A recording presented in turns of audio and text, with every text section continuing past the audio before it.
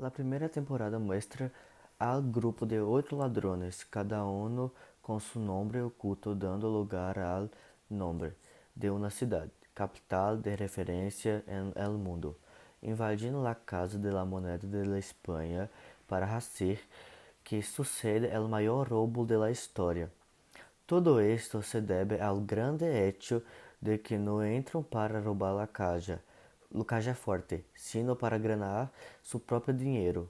Lo olvidemos mencionar como la serie nos muestra la perspectiva de un grupo que se rebela contra el capitalismo y nos hace apoyar a los malos, aunque sepamos que está mal. Después de que el maestro recluta a las 8 personas para su grupo, las reúne en una casa vieja para enseñarles todos los pasos reales y falsos del crimen.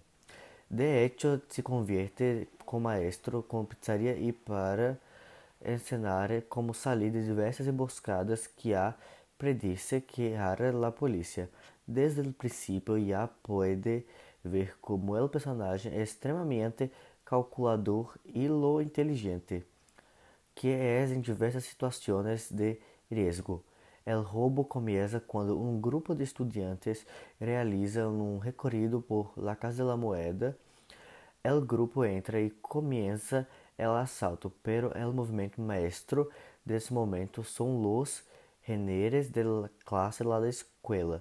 Esto incluso pasaría despercebido si no fuera por una solta vítima, Alison Park, hija del embaixador britânico. É precisamente ela quem atuará como obstáculo para que a polícia lo piense duas vezes antes de atacá-los.